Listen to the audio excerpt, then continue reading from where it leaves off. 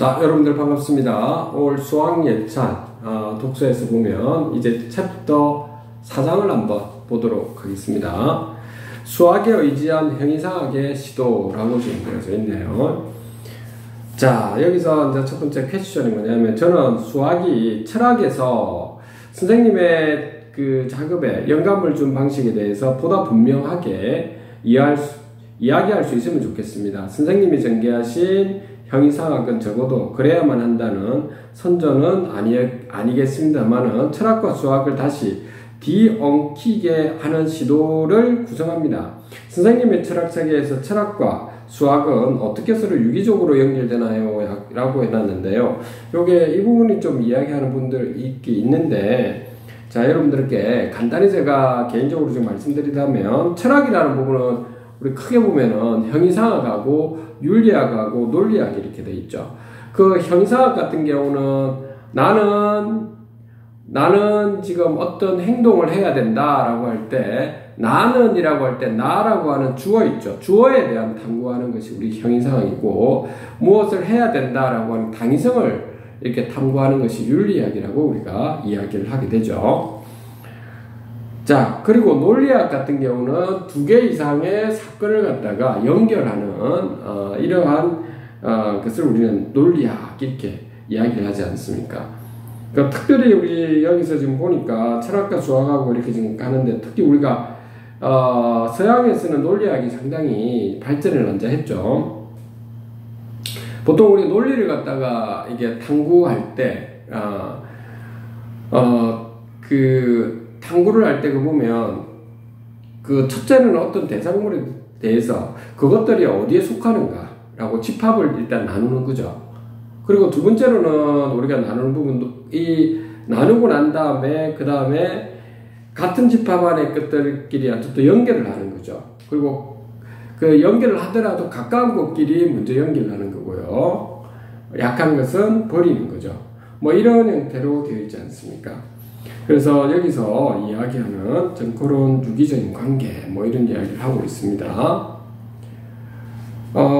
두 번째 중 어떤 이야기를 하느냐면, 그리고 이 지점에서 수학이 필요하다는 말씀이신가요? 라고 해놨는데요. 자, 수학이 필요하다, 이제 이 부분인데, 우리 입시를 하다 보면 학생들이나 일반인들 여러분들이 수학이 또 뭐 사회 나와보니까 그렇게 필요한 것 같지가 않더라 라고 생각할 수도 있는데요. 자, 이분은 또 어떻게 이야기했는지 아는 건데, 여러분들은 수학이 왜 필요하다는 거 어떻게 생각하느냐라고 하는 겁니다. 우리가 순수하다라고 하는 거는 인간이 존재하든 존재하지 않든 보편적인 이렇게 자연 현상에서 일어나는 법칙이 있다라고 하는 거죠. 만유인력의 법칙이 꼭 인간이 없다고 해가지고 만유인력 법칙이 성립하지 않고 이런 건 아니지 않습니까? 이와 같이 수학이라고 하는 학문은 더 보편적인 진리를 추구한다라고 하는 겁니다. 자, 그런 점에서 우리가 다른 어떤 기술과는 좀 다른 면이 좀 차이가 좀 있는 거죠. 그런 부분에서 수학이 어떻게 보면 매력을 저는 좀 느끼고 있는데, 여러분들은 어떨지 모르겠습니다. 자, 그 다음 보도록 하겠습니다. 하지만 절대적 존재론이라는 말은 어떻게 이해해야 할까요? 라고 지금 되어져 있습니다. 자, 존재라고 하는 부분, 그죠? 존재에 대해서 여러분들이 좀 더, 좀 탐구하고 싶고 하면, 그 시간 날 때 한번 책을 읽어보려고 하시면, 하이데거의 존재와 시간이라는 책을 한번 읽어보시면, 존재자와 존재, 그리고 그 실제, 이제 이런 부분에 대해서 잘 나와져 있습니다. 한번 여러분들께서 한번 보았으면 좋겠네요. 자, 그 다음에 이분이 또 이야기하는, 그건 거의 불가능한 과제로 보이는군요. 형이상학의 지금 전통에서 무한성과 절대성의 보증은 초월적입니다. 심지어 해겔에게서도 역사적인 것이자 자기 자신의 변전인 절대성은 어쨌든 그 일자로 유지되며 또한 신이라고 불릴 수 있게 하는 무한한 단일성을 지닙니다. 그런데 선생님은 있는 그대로의 다수를 절대화시킬 시키길 원하시는 걸로 보입니다. 이런 점에서 그 수학이 선생님 구원하신 셈인가요? 뭐 이렇게 하는데 이게 좀 해석이 조금은 좀 그런 것 같습니다. 먼저 초월적입니다 라고 하는 건데요.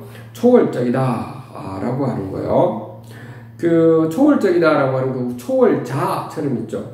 인식 대상에 대해서 그 경험의 한계를 지금 뛰어넘는 것들을 우리 초월적이다 이렇게 하는 거죠. 그 다음에 그 초월을 한다는 부분은 어떻게 보면 좀 보편적인 어떤 진리를 좀 찾아간다라고 우리가 그 철학에서는 좀 이야기하듯이 그런 이야기를 여기서 다루고 있는 것 같습니다. 자, 그 다음에 볼까요? 그러니까 집합론은 그 자체로 선생님의 안내자였던 건가요? 수학은 절대성의 미궁 안에서 갇힌 철학적 테세우스의 아리아드레와 같은 걸까요?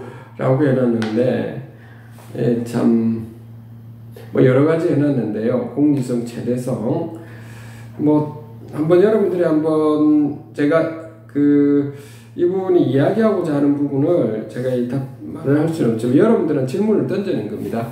한번 여러분들이 한번 살펴보시면 될 것 같고요. 그 다음에 어떻게 되어 있느냐면 하지만 만일 수학에 의해서 형식화된 다수들이 진정으로 일자인 어떤 집합을 그 자체로 형성하지 않는다면 집합론이 연구하는 대상들의 실존 영역은 무엇인가요? 뭐 이게 상당히 좀 질문 자체가 추상적인 부분이 있는데요. 우리 아까 전에 제가 말한 형이상학 할 때 나는 어떤 행동을 해야 한다라고 할 때 그 형이상학이라고 하는 주어죠. 그 나는 뭘 할 때 그 나라는 것에 대한 결국 알고자 하는 본질이 형이상학은 본질을 알고자 하는 거죠. 그리고 우리는 무엇을 해야 한다는 윤리학 부분에 대해서는 우리는 그 주어의 변화에 따른 우연성으로 우리가 일어나지 않습니까? 근데 여기서 보면은 집합론이 연구하는 대상들의 실존 영역은 무엇인가요? 라고 되어 있는데 실존 영역, 실존이라고 하는 것은 그 실존이 본질에 앞선다라고 하는 부분, 인간에 대해서는 다른 그 어떤 대상물들에 대해서는 본질을 가지고 실존을 만들어낸 탄생해내는데 우리 인간들의 안에서는 그냥 태어나고 난 뒤에 자기가 어떤 꿈을 꾸어야 될지 자기 본질에 대해서 좀 찾아가려고 노력하는 거죠. 그렇지만 진정한 왜 태어났는지에 대해서는 잘 모르는 것처럼 여기서 말하는 실존이라는 것은 본질적 속성이 아닌 사실에만 관계하는 우연적 속성에 대해서 한번 실존 영역은 무엇이 집합론을 연구하는 대상의 실존 영역은 무엇인가요? 라고 하는 겁니다. 그래서 형식적인 틀 속에서 우연적 틀 속에서 일어나는 것을 여기서 말하고자 하는 것 같습니다. 자, 그 다음에 또 이제 볼게요. 그리고 거기에서 선생님은 한편으로 수학적인 존재론과 다른 한편으로는 진리 개념의 철학적 이론 사이에 내밀한 연결관계로 들어가시는 건가요? 또 이렇게 또 해놨네요. 자, 여기에서도 우리가 지금 보면 아까 수학적 존재론과 할 때 이 존재론은 형이상학의 어떤 세부 주제가 이렇게 되는 거죠. 그리고 진리 개념이라고 해놨는데요. 컨셉트라고 하는 이 부분은 여러 관념들 속에서 우리가 공통적인 것을 그러니까 추출하고 종합해서 얻는 어떤 관념인 거죠. 다시 말하면 대상과 속성에 대해서 어떤 조합해내는 거지 않습니까?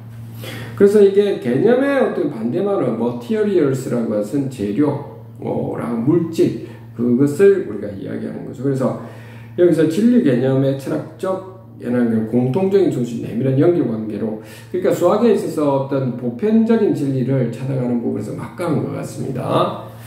자, 그래서 여기까지가 우리가 제 4장을 마무리 짓도록 하겠습니다. 감사합니다.